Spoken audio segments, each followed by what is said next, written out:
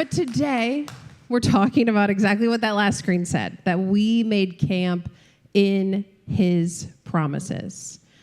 I feel like this is so tall, by the way, just as a random side. I'm a little shorter than the average man who's like Pastor Rick's a little taller than me, and Pastor Josh is too. But that's okay. I can really see it. I hope can you see my face? I feel like, okay, that's all that matters. But I didn't know that naming camp, I made camp at God's promise, would make me live that out as a truth before. I now know. Whatever I name camp, whatever I name winter retreat, I will be tested on by the Lord. So, as I said to the kids during camp, next year's camp is going to be called like cotton candy or something like that. So it's just like light and fluffy. Like I'll just eat too much cotton candy, it'll be fine. But my prayer is that God would show you what he's been showing me through making camp in his promises. So let's just pray. Lord, thank you so much for your word. Thank you, Lord, for just all that you do in us, all that you help us through, all that you walk with us through, Lord. And just please let this fall on open ears and soft hearts, Lord. In Jesus' name, amen. Okay, because we make camp places. We do. We make camp in God's promises, but more often than not, we're not really camping in God's promises. We're camping places that we get stuck. We're camping in valleys. We're camping on mountaintops. We're camping in swamps. We're camping maybe in a cave. And it's not literal camp, but it's the camp in our thoughts. We make a tent in our thoughts, in fear, in doubts, in anxieties, in disappointments, in past experiences, in all of these things that build up and happen to us. The thing is we can camp in some of those places so long that we take our tent and we make it into a home. We make it comfortable. We put in some insulation, some windows, some doors, and we make sure they're locked really, really tight. And even though it can feel like I'm protected here, this is a safe place, I'm comfortable, I don't know why I can't stay here, we can use it like armor against everything. Like, I don't want anything to come in and hurt me. I don't want to hear anything. I don't want to move from this place. I want to stay right here and keep things out. I don't want things to come in and bug me. I don't want things to come in and change the comfortability that I have right now. And then we turn around and we ask God, why aren't you speaking? Why can't I hear you? Where are you in this moment? So we're going to jump into a Bible story, a fun one that I was like, are you sure, Lord? But we're going to read Luke 19, 1 through 10. If you have your Bibles, you can turn there now. So let's jump in, okay? He entered Jericho and was passing through. And behold, there was a man named Zacchaeus. He was a chief tax collector and was rich. And he was seeking to see who Jesus was. But on account of the crowd, he could not, because he was small in stature. So he ran on ahead and climbed up into a sycamore tree to see him, for he was about to pass that way. And then Jesus came to the place. He looked up and he said to him, Zacchaeus, hurry and come down, for I must stay at your house today. So he hurried and came down and received him joyfully. And when they saw it, they all grumbled. He had gone to be the guest of a man who was a sinner. And Zacchaeus stood and said to the Lord, Behold, Lord, the half of my goods I give to the poor. And if I have defrauded anyone of anything, I restore it fourfold. And Jesus said to him, Today salvation has come to this house, and he also is a son of Abraham. For the Son of Man came to seek and to save the lost. If you are sitting there thinking, that is not a story about camping, that would be correct. And I didn't think that this was going to make sense either. I was like, okay, we're not talking about camping. You know, Israelites, they camped. So many people camped. We talked at camp, we talked about the walls of Jericho. Every night they went back and camped.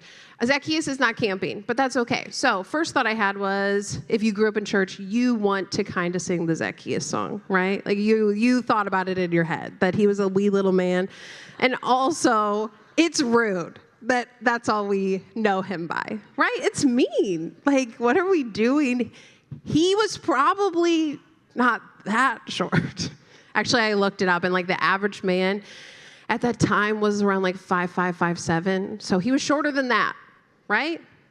And that's okay. That is okay, right? But he had to climb up in a sycamore tree for the Lord he wanted to see, as the song goes. The second thought I had is he's well known for being short and for climbing a tree. Who likes to just climb a tree? Raise your hand. Gage. Immediately Gage. Immediately Gage is the one who raises his hand. I have seen, to call out Buckley Rohan, who's not here, I've seen Buckley Rohan go further up in a tree than I think some airplanes reach in the sky. So I'm not climbing a tree, but these are my first thoughts. It's like, Lord, I don't know what you want to do with this because he's not camping anywhere. But I can only assume that his short stature and that he climbed a tree doesn't really matter to Zacchaeus anymore because he just wanted a glimpse of Jesus. He was desperate for a glimpse of the Lord. And instead, Jesus does so much more than just a glimpse because Jesus likes to surprise us, I think. There's a lot of talk of tax collectors in the New Testament. They weren't really liked that much. You know, he was like, anytime a tax collector came up, they're like, Jesus is hanging out with a sinner. But Zacchaeus had this distinction of being the chief tax collector. This man worked hard. He had will. He was like, I want to be something. I'm going to become the chief tax collector. He was undoubtedly wealthy. He was undoubtedly hated, and he was apparently undoubtedly short. And that's okay, once again, because tax collectors made their personal profit off of whatever extra they could get from somebody. So if taxes were $2, they'd be like, throw me a $5. I don't really know. Probably should have looked into that more, but that makes sense to me. Taxes are $2, throw me $10. I keep the rest. I give your taxes to the government. So Zacchaeus would have been a man no one really liked. People probably mocked him. People looked down on him, probably literally, figuratively, and he also would have been an important man with status. He would have had status. He was the chief tax collector. He wasn't a nobody. He was the chief. He was in charge. He had weight to him. What he did held value. So climbing a tree because he wants a glimpse of Jesus, because he could not see over a crowd, has to be a little embarrassing. It's like a finance man. He fills out all of his Excel spreadsheets for the day. I was a finance major for a semester, so I took an Excel class, so that's all I think that they do. I know you guys do more, but I cannot imagine my life as a personal finance person, but that's okay. I took it for a semester. I took an Excel class, and I had Emily help me so much to take that class. But so it's a finance man. He's in a very nice suit. He's got his cool loafers without the socks, and he filled out an Excel spreadsheet, and then he climbs a tree. That's uncomfortable. That's unusual. That's like, that's weird, right? That's an uncomfortable, unusual thing. To climb a tree in your full suit, you're out, and your boss is looking like, hey, what's he doing, right? Like, it's uncomfortable. It's undignified. But he was willing to step out of his comfort zone just for a glimpse of Jesus. He had to go somewhere new to see Jesus. And you have to get out of that tent that you've turned into a home, that you've soundproofed for protection. And maybe you need to climb a tree and get out of your own way to hear what Jesus is saying to you. Because sometimes we build so much around ourselves. We build walls. We insulate those walls. We soundproof those walls. We do everything we can so we feel good. I feel good. I'm comfortable. I'm happy. I no one can hurt me anymore. But can God speak to you in that? Have you left space to hear his voice? You might not want to hear anyone else's voice, but can his voice be heard? He could be standing on our front porch of this house we made, and it's so soundproofed and locked up that it just sounds like a muffled whisper. And in Luke 19:5-6, and when Jesus came to the place, he looked up and said to him, Zacchaeus, hurry down and come, for I must stay at your house today. So he hurried down and came and received him joyfully. It does not say Zacchaeus yelled down from the tree, yeah, no, I'll just stay here. Like, oh yeah, what do you have for me? Do you want to tell me really fast and then maybe I'll come down? Like, can you just run it by me really fast and then I'll come down the tree? Or, hey, like, can you just answer this really one simple question? Like, how can I be better liked? How can I be just the best version of me so everybody around me says that I'm good? Right? Because I think we can step outside of our comfort zone and be like, hey, I climbed this tree. But then we get stuck there because it's like, I have done so much work to get here. You don't understand. Like, just tell me what I need to know here, and then I'll do the rest. Like, hey, don't ask me to go further. I'm going to freak out. How many of you feel that way? Like, if you God, I'm going to freak out. If you've never felt that way, you're lying. But just tell me the plan, and I'll take care of the rest from up in this tree. This is my new office, actually. I've set up a desk. I've set up a life to live here. But that is still camping somewhere. That is still, you're like, I'm buckled down. This is where I'm going to live. I've stepped out a little bit. Maybe I've taken off some of the insulation so I can hear your voice, God, but I don't know if I really want to listen to what you're saying. But instead, and that is camping somewhere, guys.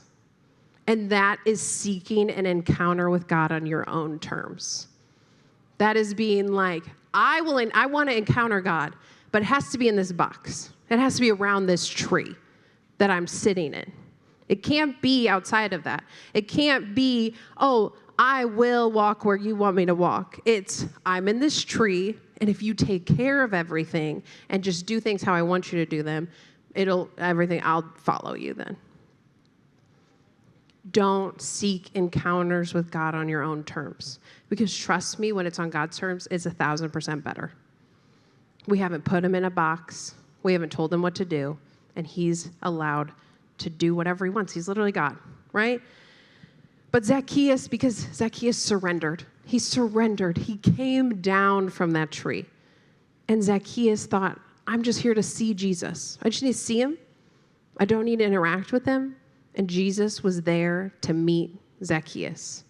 It was a divine appointment. I don't think Jesus went through Jericho just for fun. I think he was there because he knew there was going to be a man in a tree that he needed to go to his house that day. He just wanted a glimpse, and Jesus wanted to change his story. Jesus didn't hit him with a, hey, I'm going this way. He didn't like, hey, I'm going to keep walking. You wanted a glimpse, that's all I'm going to give you, right? He didn't just pass him by, because he could have. He's literally Jesus. He can literally do whatever he wants, but he's so kind, and he's so generous, and he's like, hey, I want to know you. Hey, I want relationship with you. He wanted to spend time with a man that no one wanted to spend time with. We've all made camp somewhere in disappointment, in what someone has said about you, in your past, in your fears, in your doubts, and in what God has not done for you that you feel like he should have already. And then we call out to the Lord for rescue, but then we won't really let him in because it doesn't look like how we had planned in our head. Like Zacchaeus had a plan in his head. He was like, I'm going to climb up this tree. I'm going to get a glimpse of Jesus, and then I'm going to go about my day. And he could have been like, that's the plan. I see the plan. That's the plan I want, and that's what I'm going to go with. Don't we do that? Like, hey, this is the plan in my head, God. I want to do this by this day. I want to be this by this. I want to have this by this. Instead of being like, what if God's timing is just way better? And what if your plan is to sit in a tree and see Jesus, and Jesus' plan is to pass by and go to your house? But you're too stuck in where you are that you're like, blah, blah, blah, blah, blah. I don't want to hear you. Right? My ears are closed because you're not doing what I told you we should do. It would have been so easy for Zacchaeus to make excuses. Like, no, I can't get out of this tree. It was so much work to get here. Do you understand? I climbed a tree. That's a lot of work. I wouldn't know. I'm not going to go climb a tree just like ever, but that's okay. It was work to get here. I had to embarrass myself. Like, do you not understand what I've sacrificed to get here? Is that how we sometimes talk to God? Like, hey, I've done all of this. I have been through all of this. And I don't know what you're doing in return for me. Like, I want this and I'm asking for it, and you're not filling out this paperwork, right? But Zacchaeus was just desperate to see Jesus. And Jesus was desperate to know Zacchaeus. And that's why he stopped at that tree. And you know what? Jesus doesn't make him taller. Jesus didn't change his job. He didn't change anything about him. He just acknowledges him. He says his name, which I can spell with my eyes closed now. Zaccheus. If that's wrong, that's so embarrassing. Aeus. That's so embarrassing, guys. That's fine. I have never passed a spelling bee in my life. I was always like, please, I just want to be the first one out. I don't want to do this. I'm not competitive at all. If you ask a single youth, I'm not competitive. I just wanted out of those spelling bees. So that was on purpose, guys. Okay. Anyway, we can get caught up in just, I spelled that name so many times on my notes, and it's just embarrassing that I couldn't spell it out loud, but that's fine. Anyway, he could have made excuses. I won't get out of this tree. And he could have been, when we get caught up in wanting God to answer our prayers, that sometimes we miss what he's doing in the middle. We miss it. We're like, I just want to be here. Let's fly on by. Like, can we skip the next few hours of my life so we can get to where I'm supposed to go?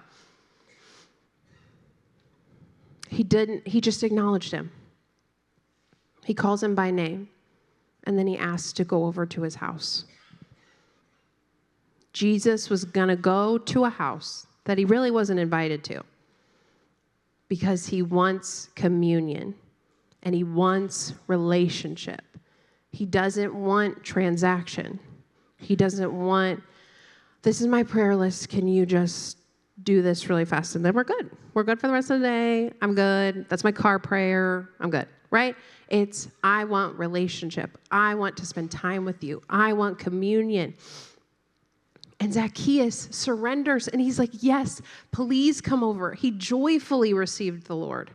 That's openness, and that is surrender. And I like control as a human, but that's just not how relationships with God work. We don't get control. I don't really even want control. I just think that I do. But man, do I know anything? I didn't put the sun in the sky. I didn't create earth. We literally can fly in airplanes because the Lord made it possible. Do you ever think about that? Is that just me when I'm in an airplane? I'm like, this is only because of the Lord, because that doesn't make any sense. This huge thing is lifting off the ground and shooting through the sky. That's only because the Lord made it possible. I can't even spell Zacchaeus in front of people when I said I could. Like, I don't want control because I'm inevitably going to mess up. I want to give him control because even when I mess up, he's going to forgive me and he's going to put me where I'm supposed to be and he's going to do what his plan has been the whole time, which is to shine his light and his glory through all of us. This chapter is something, we're going to read Psalms 23, but it's something that God really highlighted for me at camp on Tuesday night. It's what I spoke about, but we're just going to run through Psalms 23, not super quick, because we're respecting the Lord's words, but just a little quick. But the Lord is my shepherd. I shall not want. He makes me lie down in green pastures. He leads me beside still waters. He restores my soul. He leads me in paths of righteousness for his name's sake. Even though I walk through the valley of the shadow of death, I will fear no evil, for you are with me. Your rod and your staff, they comfort me. You prepare a table before me in the presence of my enemies. You anoint my head with oil. My cup overflows. Surely goodness and mercy shall follow me all the days of my life, and I shall dwell in the house of the Lord forever. There's so much in this, in 6 verses of a chapter, and there's so much depth and love, and I don't want to gloss over a single thing, but I want us to see the journey the shepherd is taking his sheep on. The shepherd is leading his sheep from green pastures to still waters, from paths to valleys, to tables that are next to your enemies, to dwelling in the house of the Lord. It's so beautiful how the Lord is showing he takes care of us, but it's not an easy journey. It doesn't say the shepherd takes the sheep to a 4-star or 5-star hotel and they chill by the pool and they have Diet Cokes, right? That's not what he's saying. I don't know why I said Diet Coke. It's obviously a Dr. Pepper. Let's be so real. But he's taking them on a journey. It's not an easy journey. It's not. It's green pastures, still waters, paths, valleys of shadows of death. It's not easy. And you're a sheep, right? You're just walking. You're following your shepherd. It's not a walk in the park. And that isn't what God is ever going to promise us is going to be our lives. He's promising us in this, because this is a promise that we camp in, that he will be with his sheep through every valley, on every mountaintop, and every place in between. He's saying, I am going to lead you. I promise that you're going to get through all those things. From still waters to green pastures, to valleys of shadows of death, to tables with enemies. Who's next to you? Who's right next to you, leading you, guiding you, supporting you, helping you? It's the Lord. He's our shepherd. And the Israelites did not live that way sometimes, right? They had a cloud and a pillar of fire leading them, and they stayed grumbling because they just couldn't see it. The Lord was literally with them at all times, but they couldn't see it. They just wanted God to lead them to the promised land, not this stuff in between. Can't we be there of I don't want this in between stuff. I just want to go from promise to promise. I just want to go from this promised land to this promised land to this promised land. You can't get there by jumping really, really high, because none of us can jump that high. You have to walk. But the greatest thing ever is we get to be led by a shepherd who already knows the way. Because God is the promise. He's the promise in that he's the promised land. It's not, I need to get from this good thing to this good thing. There's stuff in between here. And I could worry about it, and I could stress about it, and I could struggle with it, and we're going to. But also we have someone that already knows the way. He leads us. He guides us. He's a good shepherd. His rod and his staff, they comfort us. He knows where to go. He knows where those green pastures are. He knows where those still waters are. He knows the ways through the valleys of the shadow of death, and he knows everything. He will lead. He will comfort. He will show up every time, but we miss it. We miss it because we're already camping in the valley. He's taking us through the valley, and so we find a plot of land, and we're like, this is it. This is home. Let me get out my tent. I've been carrying it this whole time. I've been ready for this. I'm just going to put my little tent down, hammer, I don't know, lost that word, hammer in those things, and I'm going to be good. What are those things? Stakes. Thank you. Thank you, guys. Okay, so we camp in valleys, and it's this is comfortable. Like, I know my surroundings. Like, Lord, you're trying to lead me through this valley, but like, I mean, I know what this looks like now, so I'll just live here. I'll just stay here. This is comfortable. This is easy. I don't have to walk anymore. But he has prepared a table for us. It doesn't say like he was like, here's some McDonald's. That's fine. Just eat this. On the way, he's preparing a table for us. That's communion. That's relationship. That's him preparing something for us that's greater than what we're staying in the valley. He made a meal. He wants to sit with you and talk with you. And is God worried about the enemies in the room? No, he's not. He's the host, and he's like, I'm not concerned who's over there. I'm concerned with who's right in front of me talking to me. What's on your mind? What are you struggling with?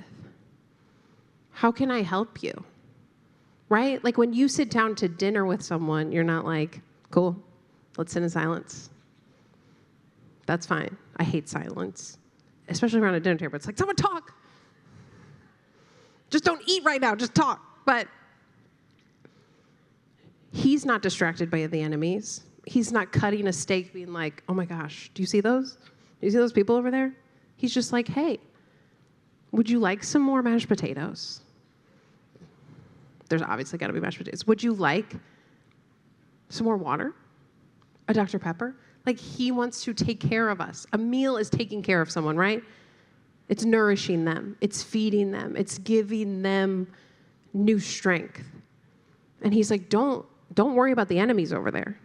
I'm not concerned about them. I don't know. They're just here, you know? Like, we'll take care of them later. How about right now, you concentrate on me? This isn't a you and them and me. It's a you and me, and then I'll take care of them, right? Keep your eyes on the Father. And then when you can find peace with just sitting and communing with God, even when life makes you feel like you're surrounded by enemies, that's camping in his promises. That's not making camp somewhere that you were never supposed to be. That's camping in who God is, his strength, his wisdom, his goodness, his love, his mercy, his grace, right? It's not like, I guess this is going to go okay. I guess it'll just work out. No, I literally know who wrote the beginning and the end. I literally know that it's going to work out. Maybe it's not going to look how exactly I thought it was, but when has God ever just left us, abandoned us? That's not what the shepherd does. It's not like, you get through the valley, I'll meet you later, right? If you just walk this way, so if you walk, take a left, and then you'll get there, right? No, he's like, come on, follow me. I'm going to lead you. I'm going to guide you. He's not like, here's a map. Oh, part of it's ripped. You'll do fine, right? He's never done that. He's like, come on. Let down your walls. Let's pick up your tent and let's go. You don't belong here. You belong with me. I prepared this for you. Just sit down and sit with me. Camp in his promise is not what you see around you. But we want to rush. We want life to be perfect, right?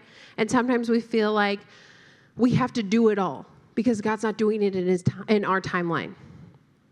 And I feel like I've told this story 1,000 times. If you've been in a small group with me, honestly, like this is my favorite story to tell. But I was praying about something a little while ago, and I was like, God, like just I literally said, God, what do you want me to do?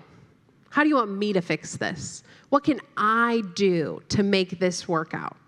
He hit me with the word nothing. And I was like, is that him? I was like, but why would I tell myself nothing? And was that super frustrating? 110%. I was like, nothing? You want me to do nothing? But I could do this. I was like bargaining, you know? Like, but what if I did this? What if I did that? But did it then, later, as I thought about it and prayed about it, give me perspective? Yes. Because since then, you know how I feel about what I've prayed for? I felt peace. Because he's like, you don't have to do anything. Why would you have to hold this in your hands by yourself? Why would you have to take care of all of this? That's not what I'm asking you to do. It's not my problem to take care of. Do I have to be open and surrendered to him and what he wants to do? 100%. But it's not like I have to knit together a sweater and he's not helping me at all. He's doing the work. I just have to provide some yarn maybe for him to knit together. It isn't something I can make happen. I just have to keep taking it from my hands and putting it in his hands. Of like, you told me I don't have to do anything. You told me it's going to work out. You told me it's going to be okay. He isn't just leaving me to struggle. He's not going to let me camp in disappointment of like, what do I need to do? And then I try to do something and then it doesn't work out and then I'm disappointed. Instead, he's like, how about you hand it to me? How about you let me take care of it? And it's something I've prayed about over and over. And I could so easily make camp there. I could build a soundproof house where I do whatever I want without even asking him, where it's like, this is going to go so good, and God will just bless whatever I do. It would have been terribly boarded up with windows and doors and like as if a storm was coming, because I wasn't inviting him in. But when I asked him, when I invited him in, he answered. And it was like he helped me pack up my disappointments in a box, my doubts, my fears, all into a little box. And he helped me donate it to the trash, right? I'm not donating that to Goodwill. No one else needs to pick that up. I'm donating it to the garbage because I don't need to hold it anymore. I don't need to sit with doubts and fears and disappointments when I could sit with peace and joy and hope that the Lord in heaven is going to take care of my needs and he's going to put desires in my heart.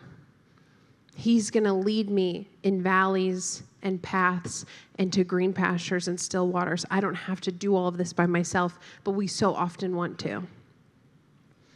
We don't need to camp in places that we were never supposed to stay in. And when my mind wanders back to that place of like, God, what can I just do?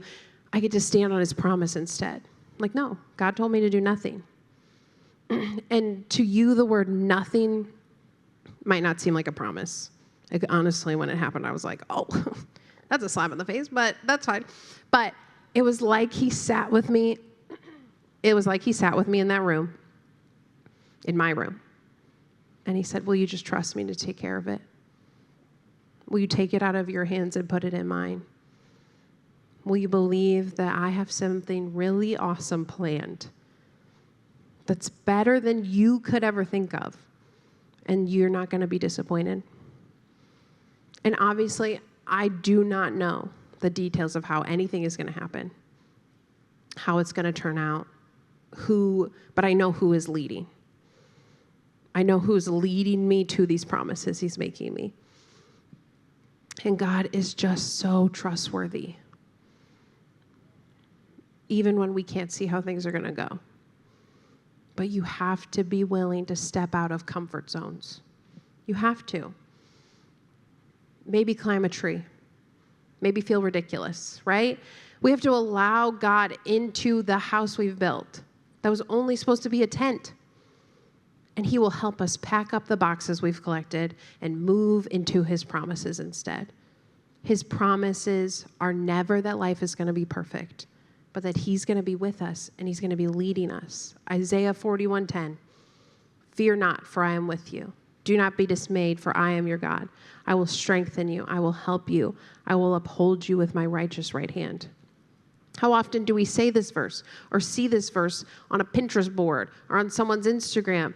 And then we're like, yeah, that's so good. But it's like, what if we looked at it like it was a promise from God? That he is with us, that he is our God, that he will strengthen us and help us and uphold us, and we don't have to do all of this alone. This is about relationship, This is not about transaction. You do this for me, I'll do this for you. It's relationship. We rarely ask a stranger off the street to help us move. And we're pretending that moving companies don't exist in this moment, okay? Those aren't real. We rarely ask a stranger off the street. We're rarely like, hey, I don't know you. You want to move my mattress? That's crazy. If they say yes, they're very kind. But that's like, when I moved, people of this church helped us move. My dad helped us move.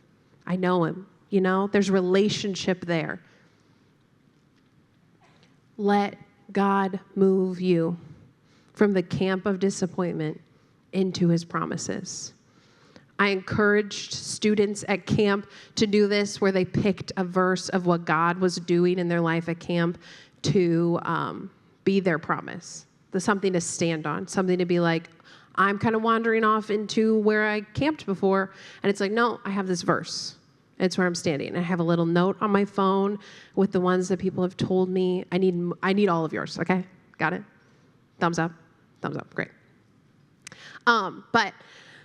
And having a verse or chapter that reminds you of God's promises, something you can stand on when times feel like you're being pulled back into that place, or when things aren't going great, and you pray it over yourself and you let God speak through it. There's so much life in Scripture. You could read the same verse every single day and you will get something else out of it, right? Don't ignore all the amazing things that God has promised you, because your life doesn't look like you want it to. My promise verse for this year, maybe for the rest of my life, is Psalms 1:3, that I am a tree and I'm firmly planted, and that I will bear fruit in my season. He told me to do nothing, but he's going to help me bear fruit when it's the right season, when I'm supposed to. Not before that, because it's going to be really bad fruit, but when it's the perfect time. But we can find a promise and we can camp in it. And that last verse of the Zacchaeus story is Luke 19:10. For the Son of Man came to seek and to save the lost. Don't stay lost. Don't stay where you've camped. Jesus came to seek you. Jesus came to save you. And that's a promise that you can stand on. He came to seek and save the lost. Not be like, hey, I hope you're doing okay. But to seek you and save you. He knows your name. He's called you by it. Don't stay in that tree. Because this is a promise that's sturdy, that you can camp on. Because if we camp on other things, like ourselves and these fears and these disappointments, that's shaky ground. It's nowhere to live. But when we camp on who God is, how much he loves us, that he would call you by name if you climbed up a tree, that's rock. That's the rock of ages. That's something sturdy. Stop settling, for this is as good as it gets. That I've been in this valley for so long, and that's okay. This is where I'm going to stay. This is where I've made my house. This is how life is. What if it's more? What if you let Jesus pack up that stuff for you, and he brings you joy, and he brings you peace, and he brings you goodness and every fruit of the Spirit, faithfulness. What's that, Gage? Patience. Listen, we have this thing at youth where I usually just miss one fruit of the Spirit every time. It's usually gentleness, right? Yeah. And so I really have to, well, you saw how Zacchaeus spelling went, so what are you going to do? But I usually miss one for the Spirit. But read Galatians, and you'll find all the fruits of the Spirit, okay? And then people can't judge you from down there of you missed one. But he will give you so much more than you ever think is possible if you just let him in, if you just surrender to him, if you just say, Lord, I let you in my life. I'm going to get out of this tree. Why don't you come on over? I'd love to have you. Why don't you help me open this door? because I really have it locked tight. And he will. He leads his sheep. He loves his sheep. He doesn't want to leave you in a place you don't belong. He wants to lead you to his promise, to his promised land, exactly where you're supposed to go. If you all would just stand.